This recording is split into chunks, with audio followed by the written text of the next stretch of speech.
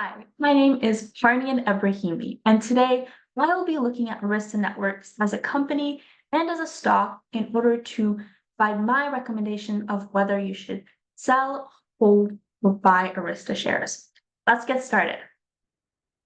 So, a little bit of a background on Arista. They were founded back in 2004, and they specialize in network solutions in the networking and tech industry. Along the way, they've acquired numerous companies in order to improve their quality and service and products. For example, Pluribus Networks was acquired in order to meet 4G, 5G, and higher demand networks, and Awake Security was utilized. Their security systems for cybersecurity were utilized in order to enhance safety. Some of Arista's distinguished products and services were their EOS and CloudVision systems. The EOS and CloudVision are unique to Arista, and they're able to strengthen its market position as well because they're able to accelerate networking connection times and maintain a low latency. We've also seen that AI has been beneficial and an absolutely vital tool for Arista's modern innovation. They've already started producing products with the inclusion of AI. For example, the Arista 7800 AI Spine. This is a data switch used to regulate and provide feedback automatically to data centers in order to maintain their networks. So looking at my recommendation, I utilized the current price, which as of April 1st, it was $299.75. And I calculated the target price using the PE ratio method, which came out to be $340.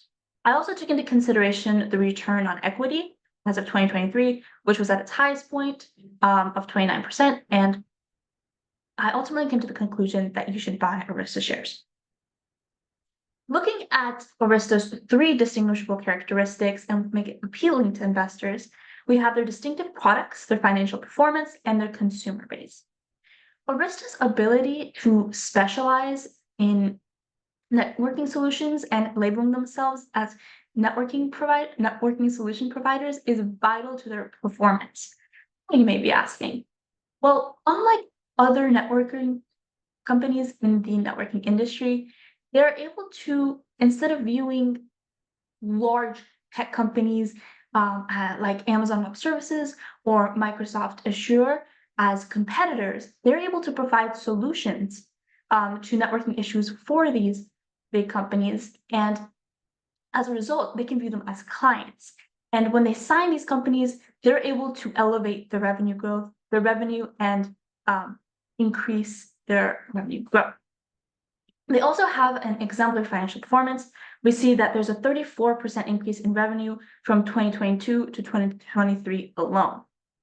They are also projected for just the first quarter of this year of 2024 to project revenue to get a revenue of $1.52 to $1.56 billion. Now, finally, the consumer base is vital into understanding how strong Arista is.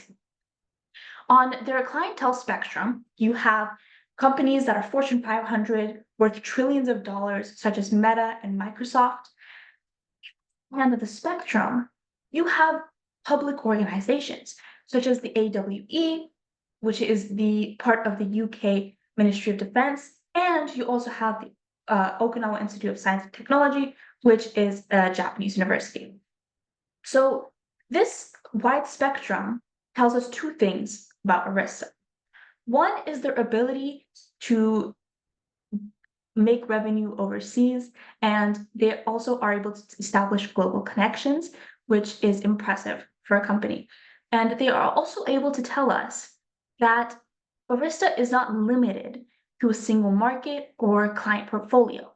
They're able to establish revenue from different companies and different markets. And as a result, they're able to mitigate risk.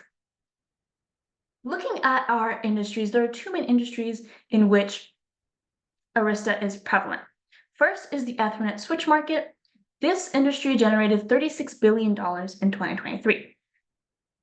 However, they're projected to generate about quintuple that amount, 172 billion in revenue in less than a decade.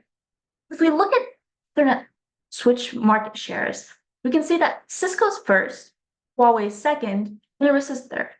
However, a vital piece of information reveals more possibilities for Arista. Most of Huawei's new technology has been banned in the US as of 2022.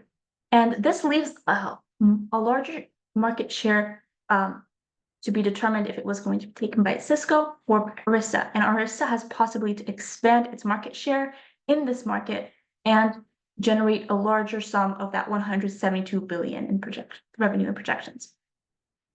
We also see that they're prevalent in the data center switch market, and we can see that from the graph, their switch port sales annually have increased every year. They're also increasing the production of these switches and are producing about 45%, meaning they have a larger share of that market. Looking at the stock analysis, I decided to look both at short-term and long-term, and we can see that in the 200-day average and the 20-day moving average, that both are indicating an uptrend, and we can see in the short term that there is a bullish momentum and that prices are ultimately increasing, which makes it an attractive option for both long-term and short-term investors. For competitive positioning, the regulatory environment of tech industry as a whole has been increased, and we can see that there's more regulations now due to AI, which is a barrier to entry for a lot of firms wanting to take a piece of that prop, which is advantageous to Arista. But their customer base and their diversification has also let them remain advantageous compared to their peers.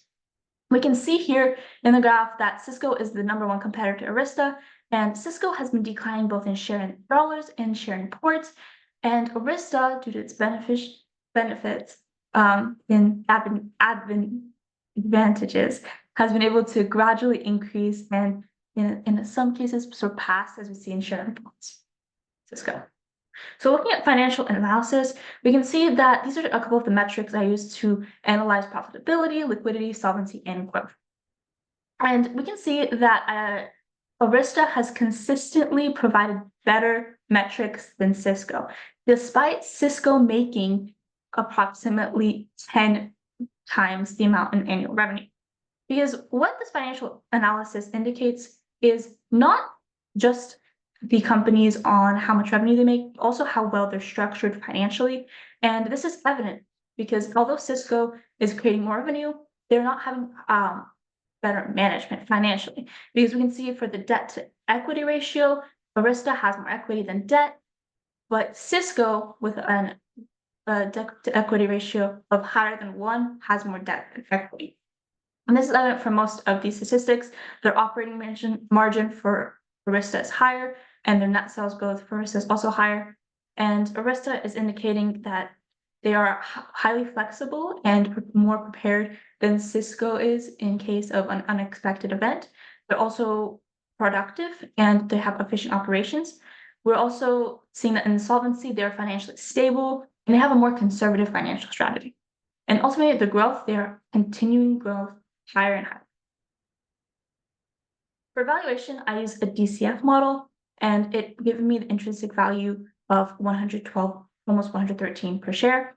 And we see that it's overvalued. However, looking at the graph of future cash flows, we can see that Arista is projected to accrue more of a cash flow in the near future.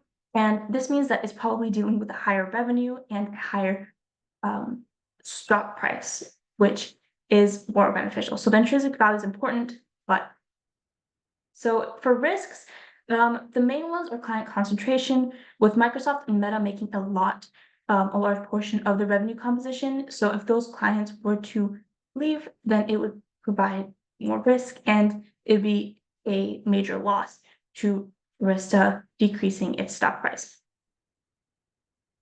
Ultimately, these are the reasons the strong financials, the distinctive product that the diverse consumer base are some of the reasons that you should buy Arista. Thank you.